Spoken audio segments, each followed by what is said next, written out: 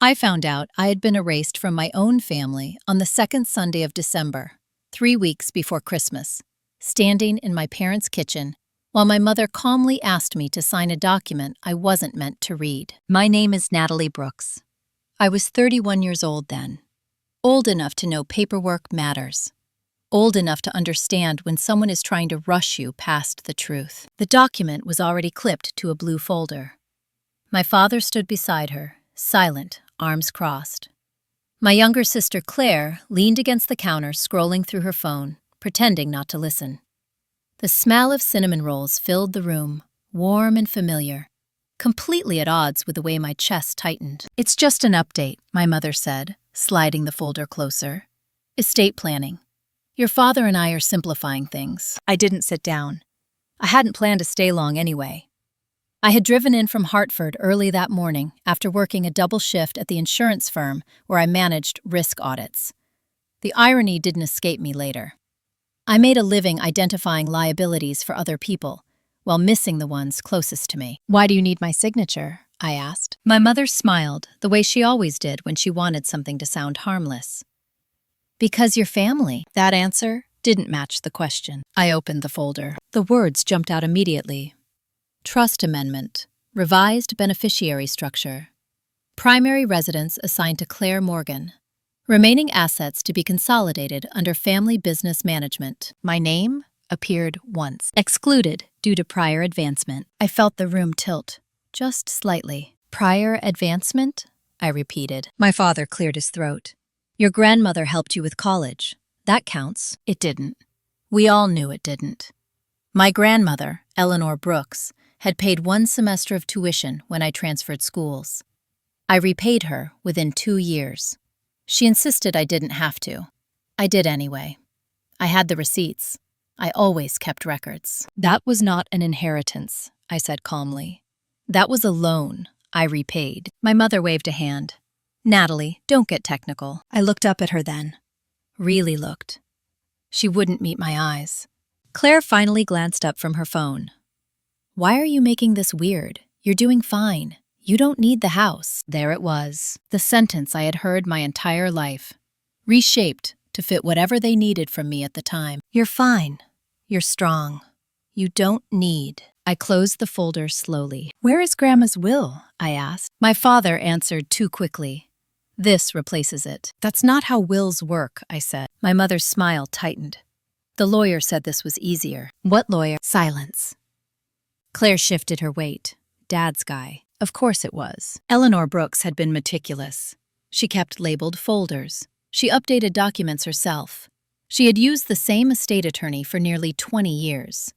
The idea that she had suddenly handed everything over to my father's business lawyer didn't align with anything I knew about her. "When was this signed?" I asked. "Last spring," my mother said, "before her health declined." "That's not true," I replied.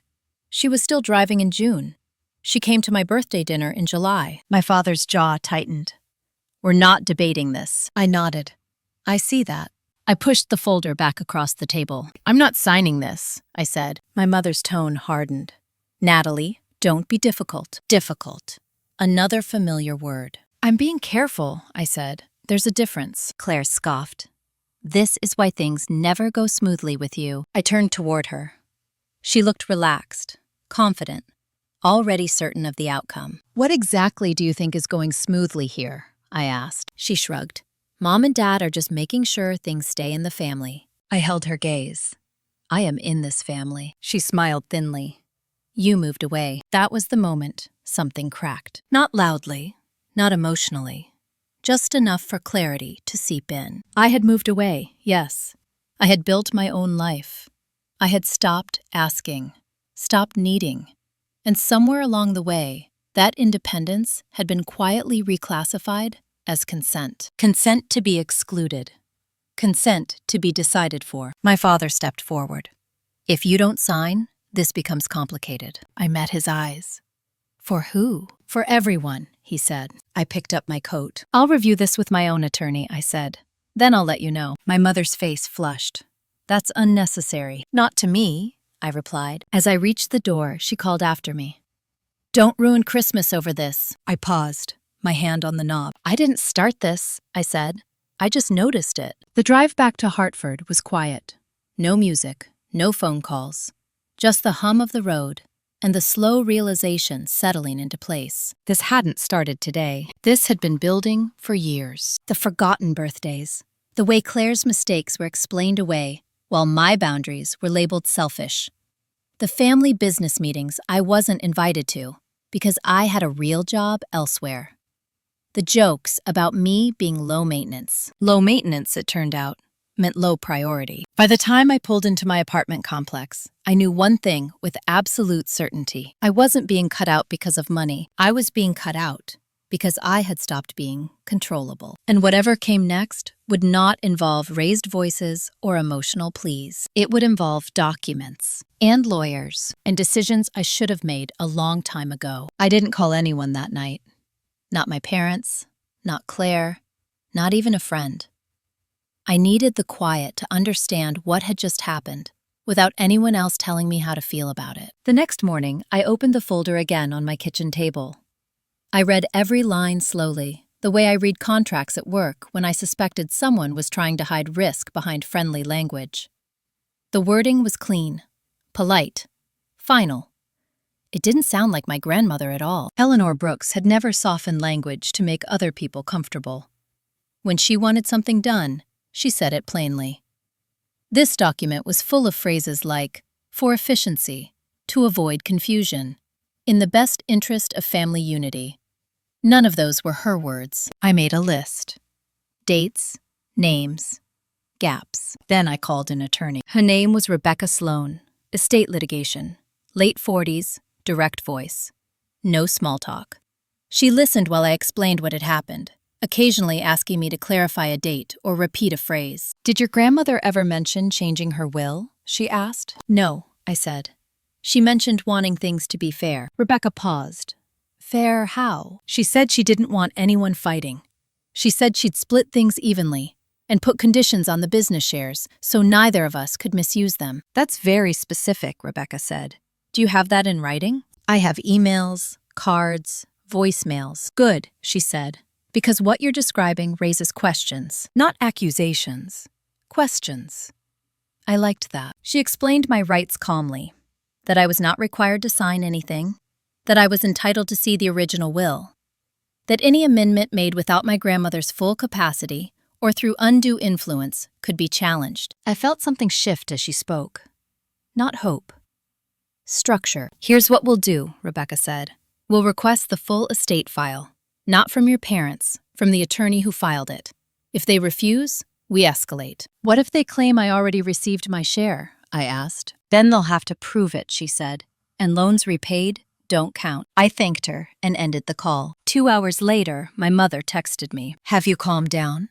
I stared at the screen for a long moment. Then I replied, "I'm reviewing the documents with counsel." The typing bubble appeared immediately. "Natalie, please don't make this into something ugly." I didn't answer. That evening, Claire called. I let it ring twice before picking up. "You really went and got a lawyer?" she asked, her voice sharp with disbelief. "Yes," I said. "You always do this," she snapped. "You take things too far." "I'm responding proportionally," I replied. "To what?" she demanded.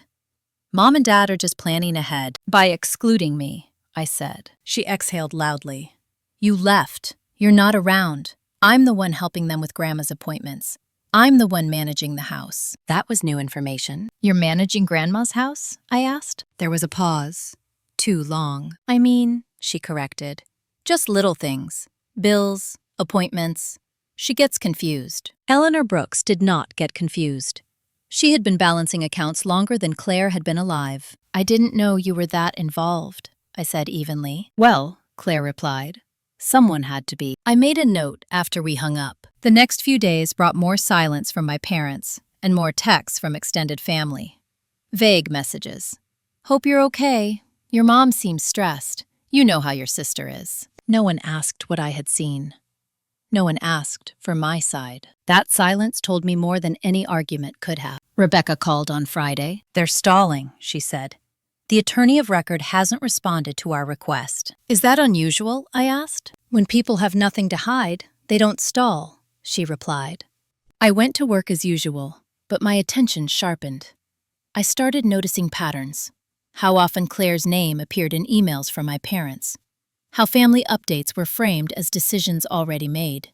How I was informed after the fact, never consulted. At the end of the week, I drove back to my parents' house unannounced. My father opened the door, surprised. "I'm not here to argue," I said before he could speak.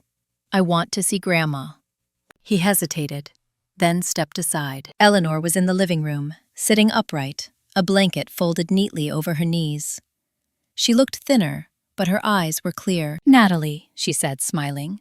"You came." I sat beside her and took her hand. "How are you feeling?" I asked. "Tired of people whispering," she said. I glanced toward the kitchen, where I could hear my mother and Claire talking in low voices. "Grandma," I said gently, "did you change your will last spring?" She looked at me sharply. "No, just one word. Cert. Did you sign any new documents?" I asked. Her brow furrowed. "Your father brought papers. I told him I wanted my lawyer to review them. Did that happen?" She shook her head. He said it wasn't necessary. I felt my grip tighten slightly around her hand. "Grandma," I said, "did you ever want Claire to have the house outright?" She turned to me fully then. "Absolutely not. That house was meant to be sold. Split. I told them that." My chest felt tight, but my voice stayed steady. "Thank you," I said. When I stood to leave, my mother followed me to the door. "You upset her," she hissed. I asked questions. I replied. "You're creating confusion," she said. "No," I said. "I'm interrupting control." Her face hardened. "You think you know better than us." I looked at her for a long moment. "I know when something isn't right," I said. "And this isn't." That night, Rebecca filed a formal request with the court for disclosure. The first real move. And somewhere between the filing confirmation and the quiet hum of my apartment, I understood something that changed the way I saw everything that followed. They hadn't just underestimated me. They had counted on my silence. That was the last thing they would get. The formal request changed the temperature of everything. Rebecca filed it on a Monday morning. By Tuesday afternoon, my father called, for the first time since I'd left their kitchen without signing anything. His voice was careful, almost polite, the way people sound when they realize a conversation can no longer be controlled. "Your mother is very upset," he said. "I'm sure she is," I replied. "She feels blindsided," he continued. "This could have been handled privately." "It was," I said, until I was asked to sign something that removed me from my own family.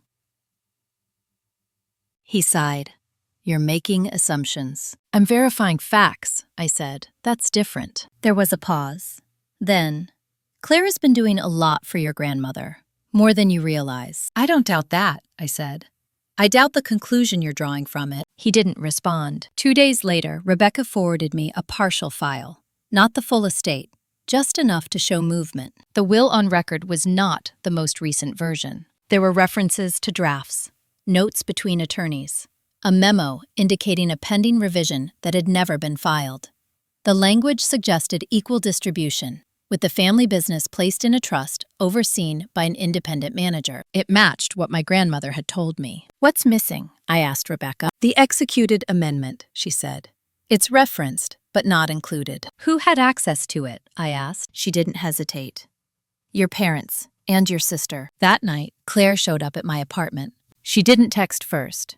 She never did when she was confident. I opened the door and found her standing there with crossed arms, jaw tight. "You're dragging Grandma through legal hell," she said. "I'm protecting her wishes," I replied. "You don't even live here," she snapped. "You have no idea what she's like day to day." "I know she knows her own mind," I said. "And I know she didn't intend to cut me out." Claire laughed bitterly. "You always think you deserve half." "I deserve what she decided," I said. She stepped closer. "You think this is about fairness. It's about practicality. Someone has to run things." "And you decided that was you," I said. Her eyes flashed. I stepped up. "You stepped in," I replied. "There's a difference." She scoffed. "You're just mad you're not the favorite." The word hung between us. I studied her face. The defensiveness, the certainty, the way she had already justified everything to herself. "No," I said quietly. "I'm mad I wasn't given a choice." She stared at me for a long moment, then turned and left without another word. The next week, the court ordered full disclosure. That was when things unraveled quickly. Bank records showed Claire had been added as an authorized signer on my grandmother's accounts without documented consent. Small withdrawals at first, then larger ones, framed as household expenses, repairs, care costs. None of it illegal on its face, but none of it transparent either. Emails revealed my father coordinating with his business attorney about streamlining the estate while my grandmother was recovering from surgery. Language about avoiding complications, about minimizing external influence. External influence, it turned out, meant me. Rebecca scheduled depositions. My parents hired their own counsel. Claire stopped answering messages entirely. I went back to work, but my focus sharpened. I noticed how often people tried to push decisions through by rushing, by framing hesitation as disloyalty. The pattern was suddenly everywhere. During Claire's deposition, she was confident at first. She spoke about responsibility, about stepping up, about how hard it had been watching our grandmother decline. Then Rebecca asked a simple question. Did Eleanor Brooks ever tell you she wanted Natalie excluded from her estate? Claire hesitated, just long enough. No, she said. Did she ever tell you she wanted the house transferred directly to you? Another pause. She said I'd be better equipped to handle it. Did she say that? Rebecca asked. Or did you infer it? Claire's jaw tightened. She didn't object. Silence. Rebecca nodded. That's not an answer. By the time the deposition ended, Claire looked shaken. My parents' depositions followed. My father framed everything as concern, my mother as confusion. Neither could explain why the executed amendment was missing. Neither could explain why they'd bypassed my grandmother's longtime attorney. When Rebecca asked my mother why she hadn't informed me of the changes sooner, she said something that stayed with me. We didn't want Natalie to overreact. I wrote that word down later, alone at my kitchen table. That was how they had always described my boundaries. As excess, as inconvenience, as something that needed to be managed. The court scheduled a preliminary hearing for early February. In the meantime, my grandmother's health declined further. I visited her every weekend. We didn't talk about the case. We talked about books, about the garden she used to keep, about how strange it felt to be old and still misunderstood. One afternoon, she squeezed my hand and said, "They think quiet means weak." I nodded.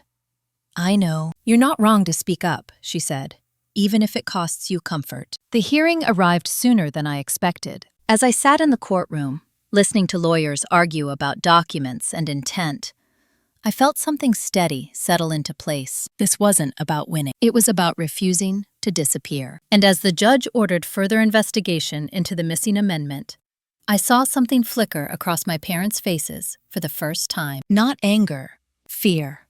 They were beginning to realize that this story could no longer be edited without my consent, and that whatever came next would be decided in daylight, not whispered behind closed doors. The fear didn't announce itself loudly. It slipped in through small changes. My father stopped calling. My mother's messages became shorter, carefully neutral, as if she were afraid that anything she wrote could be used against her.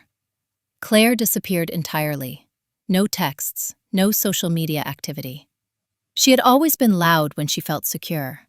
Silence was her tell. The court ordered a temporary freeze on all estate-related transfers until the missing amendment issue was resolved. That meant no selling the house, no moving funds, no quiet adjustments. For the first time, no one in my family was in control. Rebecca called me the morning after the order was issued. "This is where things usually turn," she said. "People either cooperate or they start making mistakes." I didn't ask which she expected from my family. I already knew. 2 days later, my grandmother was hospitalized. Nothing dramatic, dehydration, exhaustion, but it was enough to shift the dynamic again. Suddenly, everyone was present. My parents sat on either side of her bed. Claire showed up with flowers she didn't arrange herself. I arrived later that afternoon. Eleanor looked small against the white sheets, but her eyes were sharp when she saw me. "Did they tell you?" she asked. "No," I said. "I heard from the nurse." She smiled faintly. "Figures." My mother stood up immediately. "Natalie, we need to talk." "Later," I said gently. "I'm here to see Grandma." Eleanor reached for my hand. "Sit." So I did. The room felt tight, like everyone was waiting for something to happen. Claire hovered near the window, arms folded, her phone clutched in one hand like a lifeline. My father stood near the door, pretending to read something on his tablet. Eleanor broke the silence. "I want my lawyer," she said. Everyone froze. "Mom," my father said carefully, "you're tired." "I'm tired of people deciding for me," she replied. My mother's voice trembled. "This isn't the time." "This is exactly the time," Eleanor said. "I'm not confused. I'm not fragile. And I don't like secrets." She turned her head slightly to look at me. "Natalie," she said, "call him." I did. Paul Hastings, her longtime estate attorney, arrived the next morning. Gray-haired, sharp-eyed, familiar. The relief on Eleanor's face when she saw him was unmistakable. They spoke privately for nearly an hour. When Paul emerged, his expression was controlled, but his jaw was tight. "There are discrepancies," he said calmly, addressing the room. "Significant ones." My father stiffened. "We've already explained." Paul raised a hand. "I'm not asking for explanations. I'm stating facts." He turned to Eleanor. "You signed an amendment last spring that divided your estate evenly and placed the business assets under independent oversight." My mother's face drained of color. "That amendment was never filed," Paul continued, "and I did not authorize its removal from my office." The room went silent. Eleanor closed her eyes briefly, then opened them. "Who took it?" she asked. No one answered. She looked at Claire. "Did you take it?" she asked quietly. Claire shook her head too quickly. "Dad handled the paperwork." My father's voice rose. "This is unfair." Eleanor's gaze shifted to him. "Did you take it?" He didn't answer. She exhaled slowly. "That's what I thought." Paul turned to me. "Rebecca Sloan is your counsel, correct?" "Yes," I said. "I'll be contacting her," he said. "Immediately." The fallout was swift. The court received a sworn statement from Paul that afternoon. The missing amendment was real, executed, removed without authorization. Within 48 hours, the judge ordered sanctions proceedings. Claire finally called me that night. "You did this," she said. Not angry, accusatory. "No," I replied. "I didn't." "You could have stopped," she said. "You could have let it go." "I could have disappeared," I said. "You're right." She went quiet. "What happens now?" she asked. "That depends on what you choose to do next," I said. She hung up. My parents didn't call. The next week was a blur of filings and meetings. Rebecca was precise, relentless. She didn't raise her voice. She didn't speculate. She let the facts accumulate until there was nowhere left to hide. The judge scheduled a sanctions hearing for mid-March. In the meantime, my grandmother was discharged home. I stayed with her for a few days, helping her settle back in. We didn't talk much about the case. She didn't need to. One evening, she reached for my hand. "They thought loving you meant shaping you," she said. I always knew better. I swallowed. "I should have acted sooner." She shook her head. "No, you acted when you were ready to stop paying for peace with yourself." The sanctions hearing arrived faster than expected. My parents sat together, rigid. Claire sat alone, her confidence gone. Rebecca laid out the case with methodical clarity. Undue influence, concealment, breach of fiduciary duty. The judge listened, asked questions, took notes. Then she spoke. "The court finds sufficient evidence to presume intentional concealment of a valid estate document." Claire's breath caught audibly. "Further," the judge continued, "the court orders immediate reinstatement of the original amendment pending final resolution and appoints an independent administrator." Just like that, the ground shifted. After the hearing, my father finally spoke to me. "You didn't have to do this," he said. I looked at him. Really looked. "Yes," I said. "I did." That night, alone in my apartment, I felt something I hadn't expected. Not triumph, relief. Because for the first time, the story was no longer being told without me. And the next chapter would not be written by fear. It would be written by consequences. Once the court appointed the independent administrator, everything slowed down and sped up at the same time. The emotional noise dropped. No more frantic calls, no more rushed explanations. In their place came emails from court clerks, formal notices, and carefully worded updates that said exactly what they meant and nothing more. For the first time since December, nothing was happening behind my back. Rebecca explained it simply. Control has shifted. Now people have to speak through process. I felt that shift immediately. The administrator, a woman named Denise Holloway, contacted all parties within a week. She was efficient, polite, and uninterested in family dynamics. Her job was to inventory assets, trace decisions, and report to the court. She didn't care who felt offended. She cared about documentation. Claire did not respond to her first message. My father responded with a 5-paragraph email explaining intentions. Denise replied with one sentence, requesting bank statements. That tone carried through everything. At work, I noticed the contrast. How different life felt when expectations were clear. When no one was asking me to read between lines or absorb discomfort that wasn't mine. I began staying later, not out of obligation, but because my focus was sharp. I caught errors others missed. I spoke less, but when I did, people listened. Power didn't feel aggressive. It felt calm. The administrator's preliminary report arrived in late February. It confirmed what Rebecca had suspected.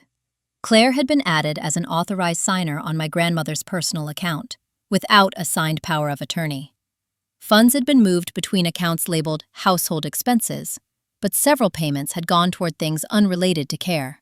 Furniture, electronics, a short-term rental deposit. Nothing outrageous, nothing dramatic, just enough to establish misuse. My parents' role was quieter, but just as clear. They had facilitated access. They had signed where signatures were convenient. They had never questioned why the amendment hadn't been filed. Rebecca read the report carefully, then looked up at me. "This isn't about theft," she said. "It's about entitlement." That word stayed with me. Entitlement didn't always look like greed. Sometimes it looked like certainty, like believing decisions were yours to make, because no one had ever stopped you before. Claire called again after the report circulated. Her voice was different this time. Tired, defensive, less sharp. "They're treating me like a criminal," she said. "They're treating you like an adult," I replied. "You don't understand how much pressure I was under," she said. "Mom and Dad expected me to handle everything. Grandma needed help. You weren't there." "I was always reachable," I said. "You just didn't ask." She exhaled shakily. "I didn't think you'd fight." There it was. I didn't either, I said honestly, until I realized what not fighting was costing me. She was quiet for a long moment. "What do you want?" she asked. I considered the question carefully. "I want the truth on record," I said. "And I want distance." She laughed bitterly. "You always get to walk away." "No," I replied. I finally stopped being pushed. She hung up. My parents didn't call. Instead, my mother sent a message asking if I would come to dinner to talk things through. I stared at it for a long time before replying. "Not yet." That was all I wrote. The sanctions hearing was scheduled for mid-March. Rebecca prepared meticulously. She didn't overreach. She didn't dramatize. She focused on one thing only: responsibility. During prep, she asked me something unexpected. "If the court rules fully in your favor," she said, "what changes in your life?" I thought about it. "Nothing externally," I said, "but internally, everything." She nodded. That's usually the answer. The hearing arrived on a gray Tuesday morning. The courtroom felt smaller than before, quieter, as if everyone understood that the outcome was no longer uncertain, only the consequences. Claire sat alone again. My parents sat together, stiff, unreadable. I sat beside Rebecca, my posture relaxed. The judge reviewed the administrator's findings. She didn't look surprised. She asked my father directly why the amendment had not been filed. He spoke about confusion, about timing, about stress. The judge listened, then asked one question. "Did you believe you had the authority to override Eleanor Brooks's expressed wishes?" He hesitated. That hesitation answered everything. When Claire was asked why she hadn't disclosed her access to the accounts, she said she didn't think it mattered. The judge raised an eyebrow. "It always matters." By the end of the hearing, the court ordered formal sanctions against my parents and sister for concealment and misuse of authority. No jail, no spectacle, but consequences, fines, removal from any decision-making role. A formal notation of misconduct attached to the estate record. The amendment was reinstated in full. Equal distribution, independent oversight. When the judge finished, the room felt lighter, as if something long held had finally been released. Outside, my mother tried to speak to me. "Natalie," she said, her voice strained. "We never meant to hurt you." I met her eyes. "I know," I said. "You meant to decide for me." She flinched. "I need space," I added. "Not to punish you, to protect myself." She nodded, tears welling, but said nothing more. That night, I sat alone in my apartment and let the quiet settle. I didn't feel victorious. I felt steady. The hardest part wasn't fighting my family. It was accepting that love, when paired with control, stopped being love at all. And in that realization, I understood something that would carry me into whatever came next. I didn't need their permission anymore. I had already taken back what mattered most, my agency. After the sanctions hearing, something unexpected happened. Nothing. No angry calls, no dramatic confrontations, no last attempts to bargain or explain. The silence that followed was complete, and for the first time, it didn't feel threatening. It felt final. The administrator took over fully. Denise sent weekly updates, each one precise and unemotional. Assets were cataloged, accounts frozen, then restructured. The family business shares were placed into a managed trust exactly as my grandmother had intended, overseen by a third-party firm with no personal ties to any of us. Control, once lost, did not return quietly. Claire stopped showing up to meetings. Her lawyer did most of the talking now. Short answers, minimal engagement. She had built her identity around being indispensable, and suddenly, she wasn't needed at all. My parents retreated into formality. Emails signed with full names, polite phrases, no warmth, no blame either. It was as if they were afraid that any emotion might be used against them, so they chose distance instead. I didn't chase them. At work, the promotion I'd accepted began to change how people treated me. Not because I asked for authority, but because I stopped deferring. When someone questioned my judgment, I asked for data. When someone tried to rush a decision, I asked for time. When someone tried to speak over me, I didn't interrupt back. I waited, then continued. That calm unsettled people far more than anger ever had. One afternoon, Denise called and asked if I could meet in person. "There's something you should see," she said. We met in a small conference room at her office. She slid a folder across the table. "During the inventory," she said, "we found a secondary account your grandmother opened 2 years ago. It wasn't referenced in the will, but it contains correspondence." I opened the folder. Inside were copies of letters, not legal documents, personal ones, written to herself, to me, to no one in particular. Denise watched my face carefully. "You don't have to read them here." "I want to," I said. The first letter was dated shortly after my grandfather died. I have watched the same pattern repeat in this family for decades. Silence rewarded, compliance praised, resistance labeled selfish. Natalie is the only one who sees it clearly, even when she doubts herself. My chest tightened, but my expression didn't change. Another letter, dated the previous spring. "If something happens and I am not here to stop them, I hope Natalie asks questions. I hope she does not mistake love for obligation." I closed the folder slowly. "She knew," I said. Denise nodded. "That's what it looks like." Those letters weren't evidence. They wouldn't be read in court. They didn't change the outcome. But they changed something inside me. For years, I had wondered whether I was imagining the imbalance, whether I was too sensitive, too rigid, too unwilling to let things go. I wasn't. I had simply been the only one willing to notice. That evening, my mother emailed. Not a long message, just a sentence. "Your grandmother left things more complicated than we expected."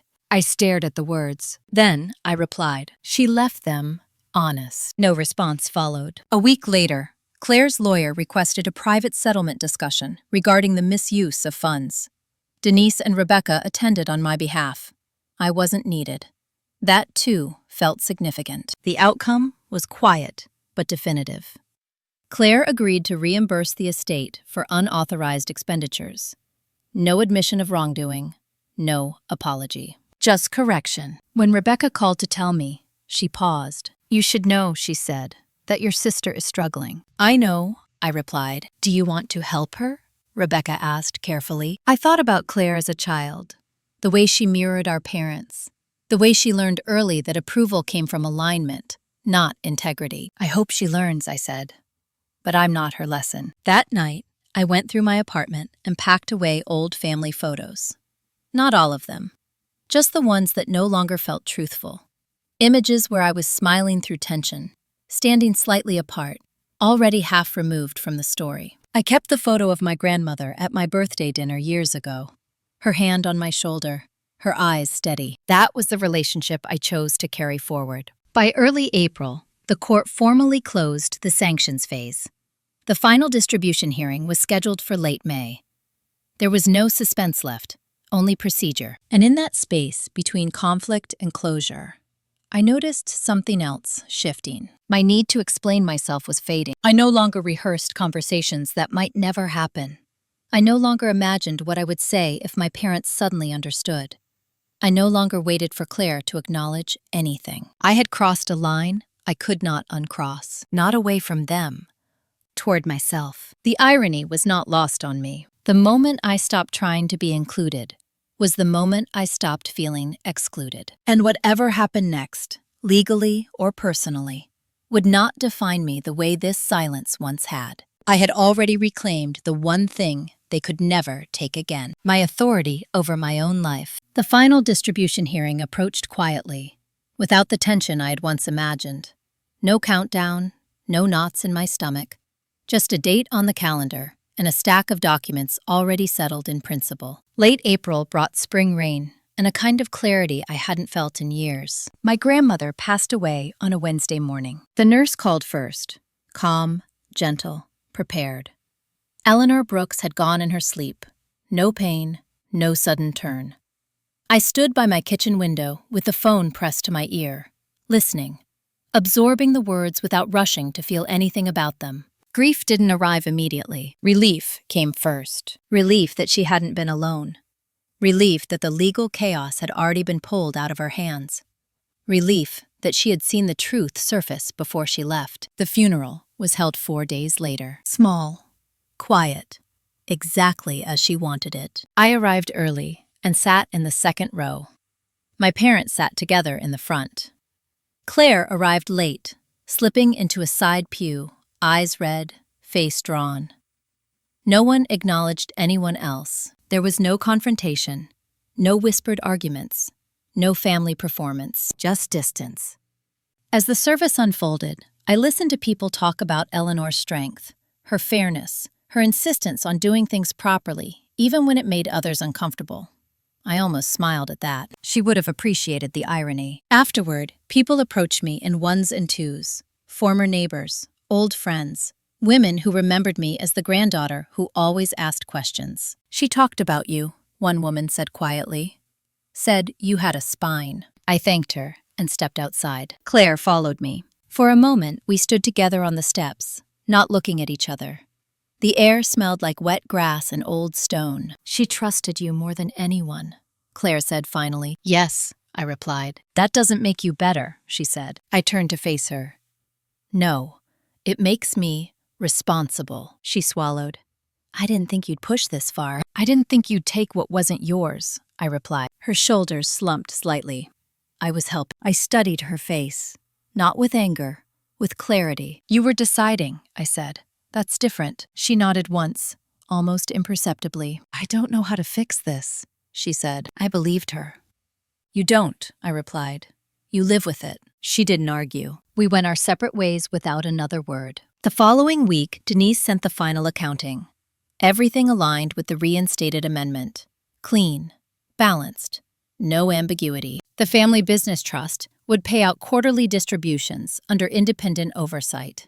The house would be sold, proceeds divided equally, remaining assets allocated as specified. Rebecca called me after reviewing the documents. "This is as clean as it gets," she said. "No loose ends." "Thank you," I said, "for not letting emotion cloud the work." She paused. "You handled the emotional part yourself." That evening, my father called. His voice was lower than usual. I heard from the administrator.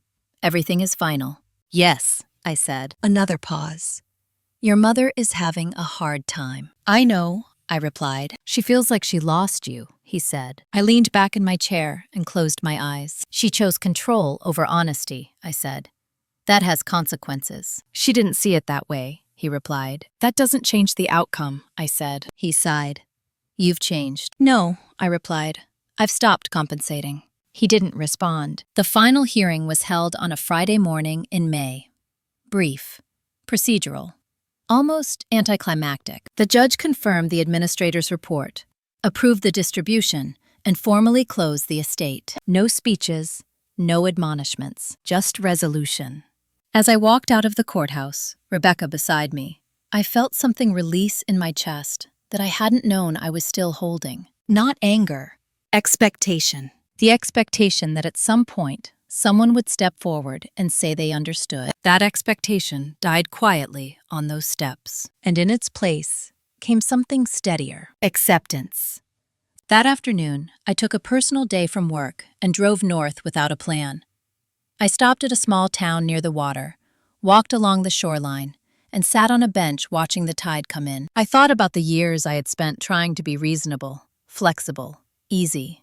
How often I had mistaken endurance for strength. I understood now that strength was not about how much you could tolerate. It was about what you refused to normalize. By the time I drove home, the sun was setting, and the road ahead felt open in a way it never had before. The legal story was finished, but the personal one still had one final turn left. Not a confrontation, a decision, and it would shape everything that came after. The money arrived quietly, no announcement, no note, just a direct deposit notification on a Tuesday morning labeled Estate Distribution, as neutral and unemotional as everything else in this process had become.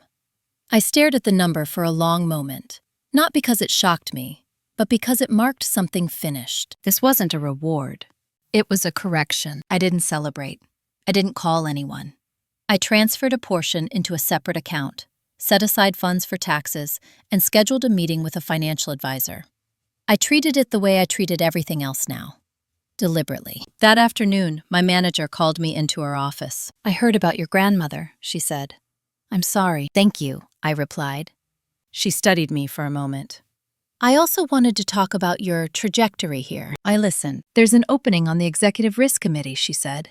"It's not a promotion yet, but it's a seat at the table." I thought of all the family meetings I'd never been invited to. All the decisions made without me because I was fine. "I'm interested," I said. The shift wasn't dramatic, but it was real. More meetings, more exposure, more influence. I didn't chase it. I let it come. The following weekend, I went to my parents' house one last time, not to reconcile, to collect the last of my grandmother's personal items. My mother met me at the door. She looked older, smaller, her certainty gone. "I packed some things for you," she said quietly. "Thank you," I replied. The house felt different.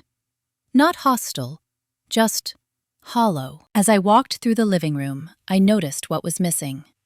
Photos rearranged, objects moved, evidence of revision. My mother handed me a box. Inside were Eleanor's letters, the ones Denise had copied for me. A few pieces of jewelry, a leather-bound notebook. "She wanted you to have this," my mother said. I nodded. "She always trusted you," my mother added, her voice breaking. "I don't know why." I looked at her then.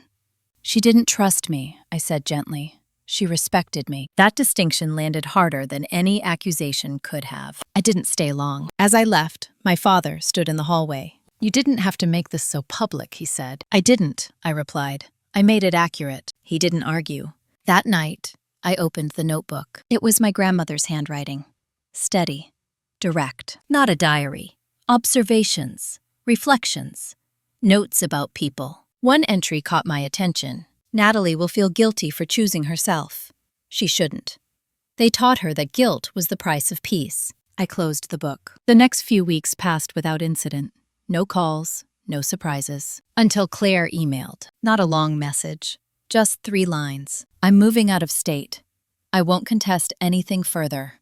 I hope you're happy." I stared at the screen. Then I replied, "I hope you're honest with yourself." I didn't hear back. Summer settled in. I spent more time outside, walked more, slept better. The constant vigilance I'd lived with for years had faded, replaced by something almost unfamiliar: ease. One evening, a friend asked if I missed my family. I thought about it. "I miss who I thought they were," I said, "not who they showed me." That was the truth. By July, the house had sold.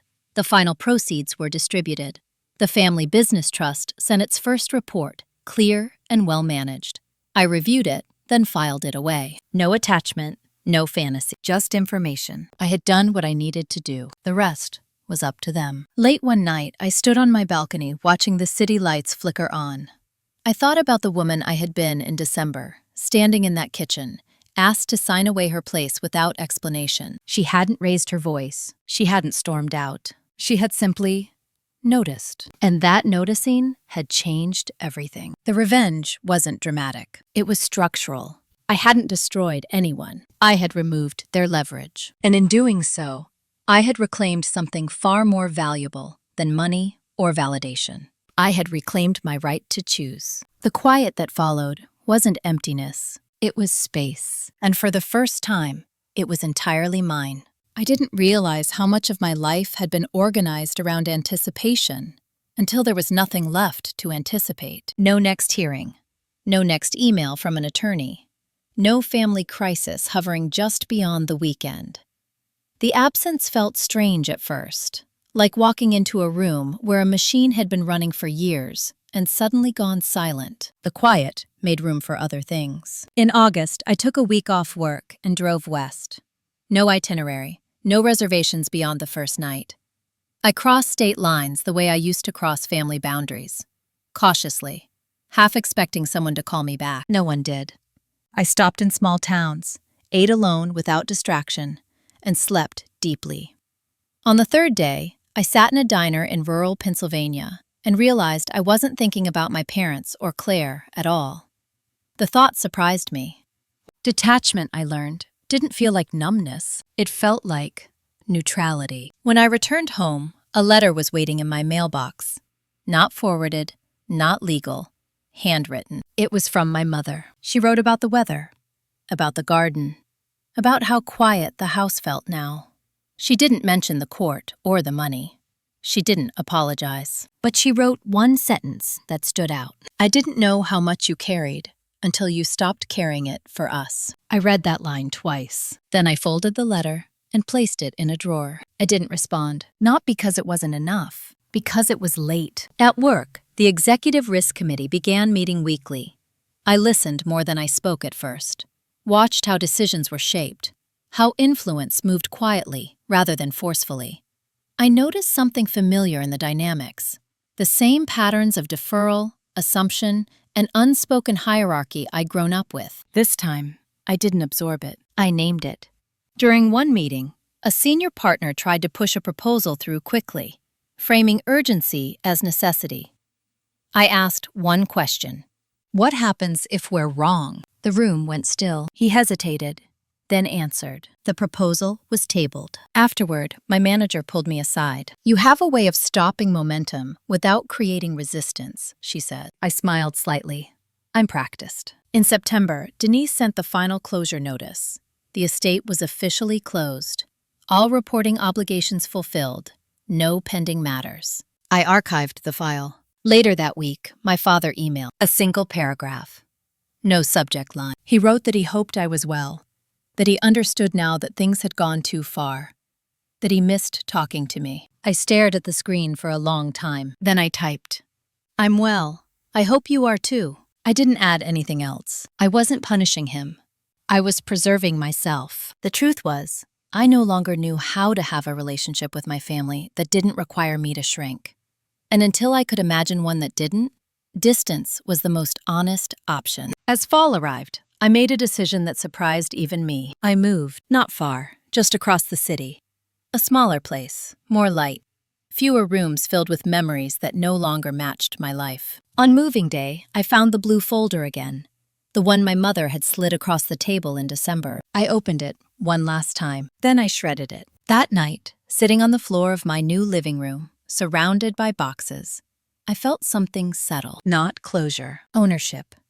I had not won against my family. I had stepped out of a story that required me to lose in order for others to feel secure. That realization followed me into sleep and into a dream where I was walking forward without looking back.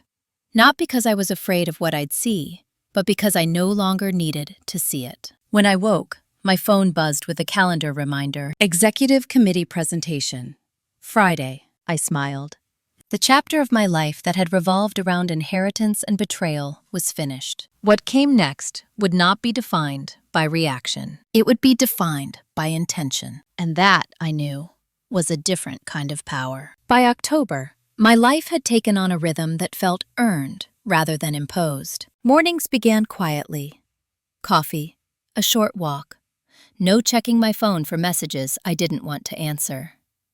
At work, my role on the Executive Risk Committee became more than observational. I was asked to lead a review on a proposed acquisition, one that everyone assumed would pass without challenge. I didn't challenge it emotionally. I challenged it structurally. I laid out the exposure, the blind spots, the assumptions no one wanted to examine because they slowed things down. I spoke evenly, without urgency or apology. When I finished, the room stayed quiet for a full 10 seconds. Then the chair nodded.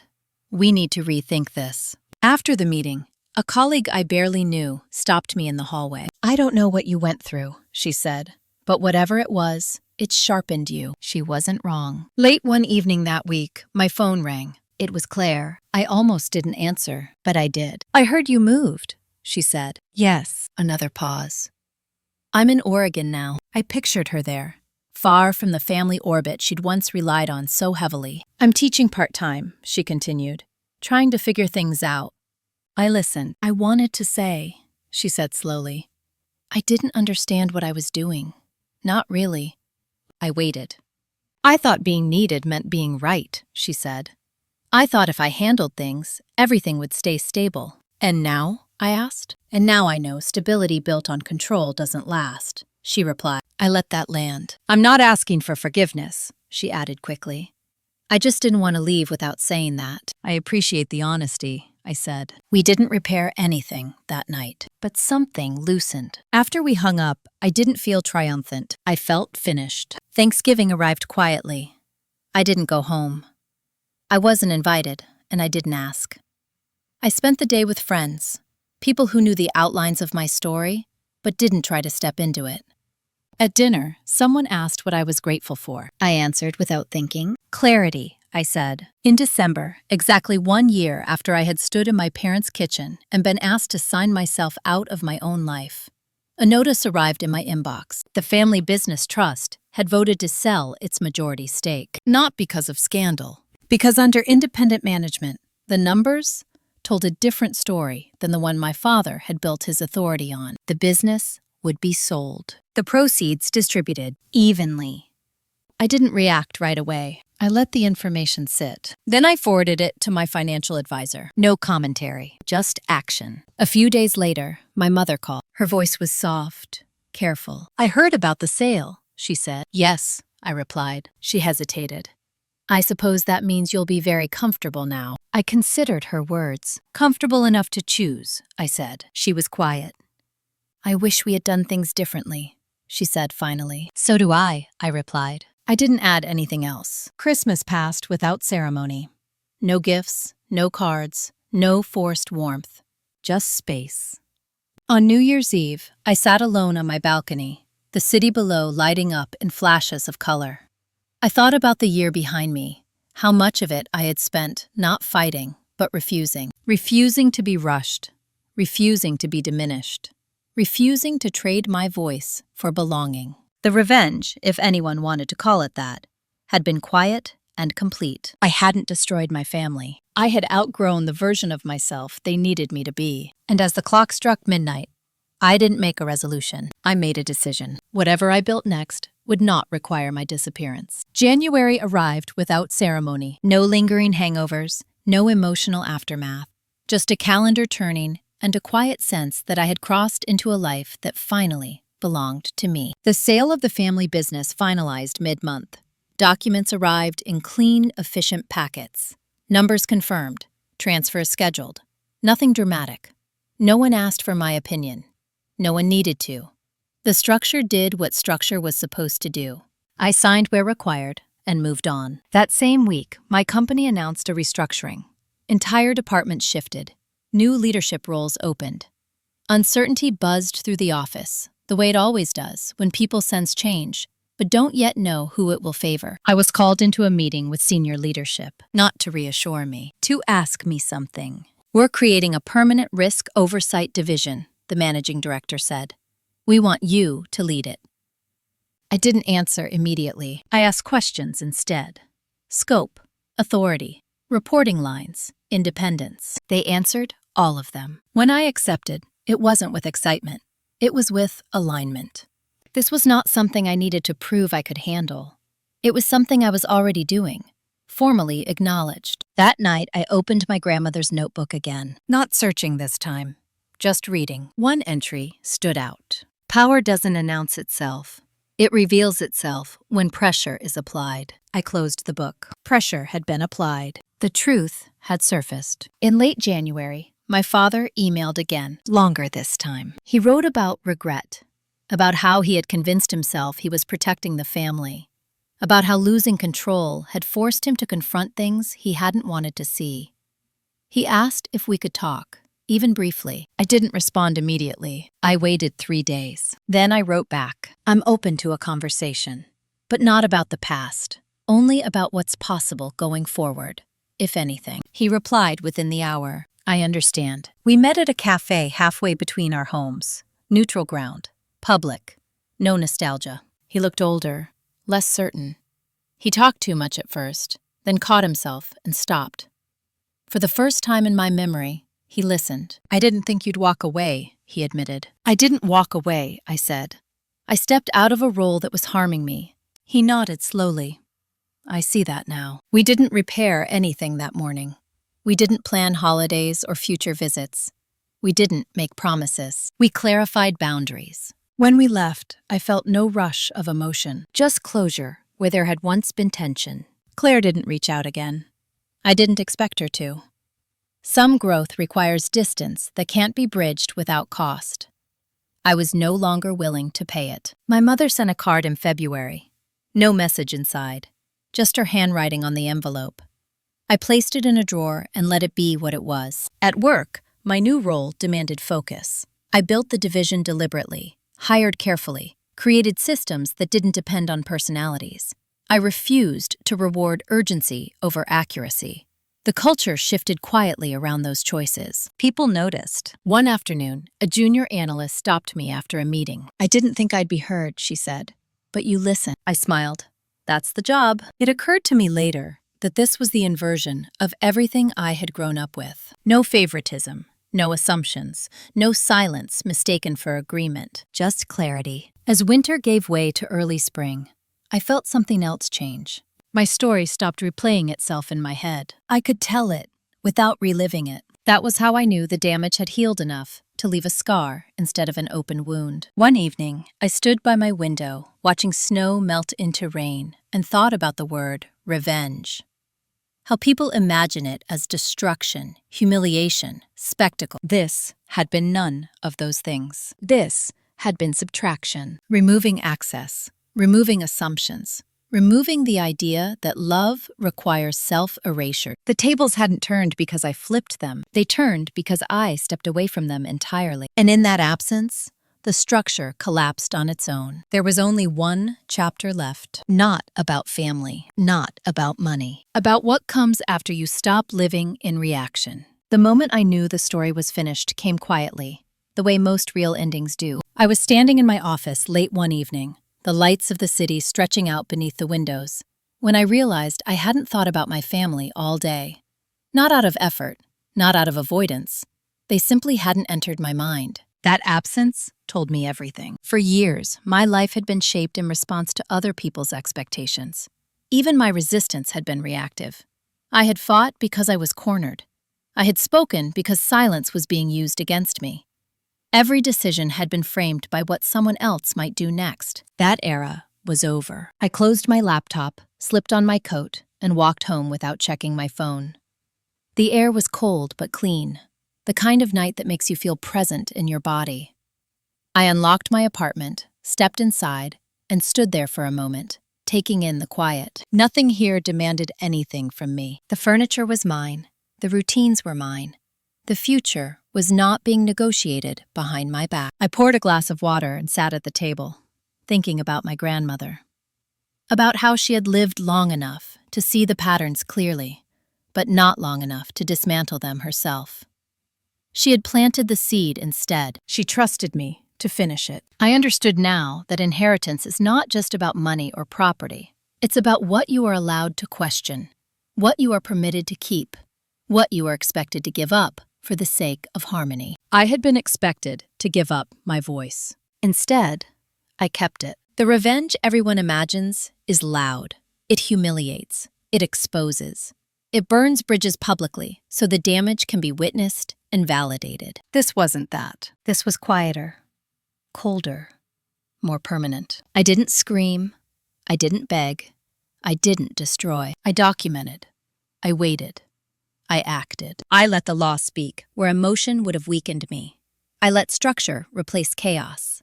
I let silence reveal what words had hidden for decades. And in doing so, I watched something remarkable happen. The people who had relied on my compliance lost their footing.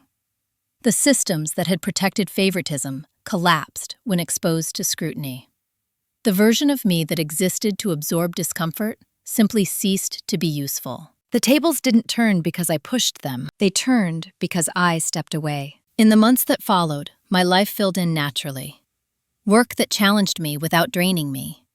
Relationships built on mutual respect instead of obligation. Decisions made because they aligned with who I was, not who I was expected to be. I didn't rebuild my family. I rebuilt my standards. Sometimes I still receive updates through indirect channels. My parents adjusting to a quieter life. Claire finding her way through consequences she once believed would never touch her. I don't interfere. I don't comment. Their paths are theirs now. Mine is mine. If there is one lesson this story leaves behind, it is this. Being excluded hurts. Being controlled destroys. And the most powerful moment in any betrayal story is not the confrontation. It's the moment you realize you no longer need permission to leave the room. Choosing yourself will cost you relationships that were built on access, not respect. It will expose who benefited from your silence. It will make some people uncomfortable enough to call you cold, selfish, ungrateful. Let them. Those labels are the price of dignity. I didn't win an inheritance battle. I ended a cycle. And that is a victory no one can take back. If this story resonated with you, if you've ever been pushed aside, silenced, or told to be reasonable while your boundaries were quietly erased, know this. Noticing is the beginning of freedom. You don't have to explain. You don't have to convince. You don't have to burn everything down. Sometimes, all it takes is refusing to sign. If you've lived through something similar, share your thoughts. And if you want to hear more stories about quiet revenge, family drama, karma, and the moment the tables turn, stay connected. Some endings don't need noise. They just need truth.